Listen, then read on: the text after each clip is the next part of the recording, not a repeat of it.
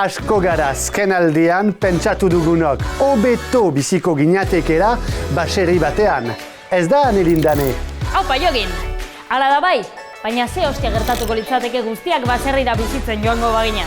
Horretarako dekogu Joana Rementeria, berak azalduko digu zertan datzan movida guzti hori. Giro lasai batekin goratzen du Joana. Egoitza batean lan egiten du, bilbotarrara izatez, baina badira urte batzuk hiritik baserrira salto dintzuela. Bizi zanaz bueltaka urte asko, hortik zehar. Eta ondala urte batzuk, 10 urte edo hasi nintzen nire burua entzuten apur bat da gorputze, da pentsetan nire bizi modua bezalakoa gure hoten, da nora. Eta hori, hemen nago, baserri baten, bendixan.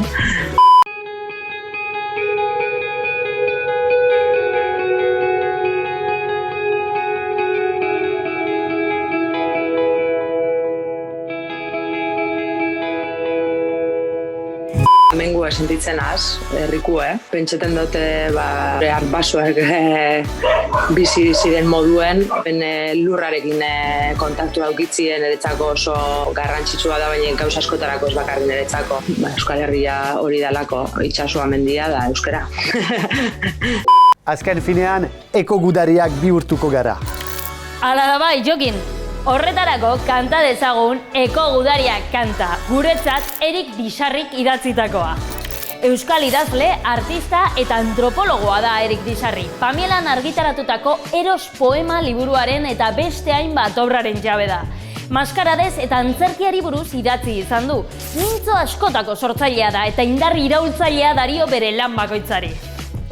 Aupa jakez! Aupa gozen!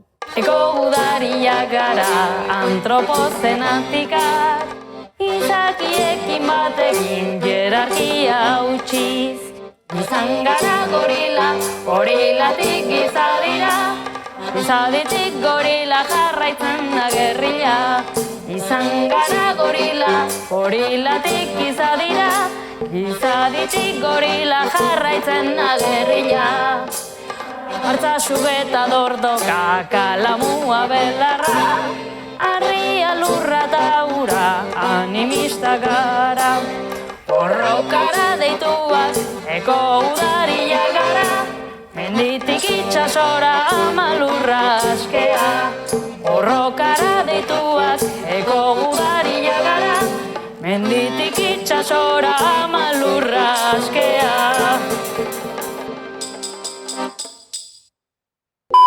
Bikaina amaiera ez da? Bai, eta eskerrak ja bukatzen dugula, zen ere landare arregi jaleari tofua jaten emon behar diot. Jantzaitez orduan. Baina, sos popatik hartzen ja. Agur! Agur!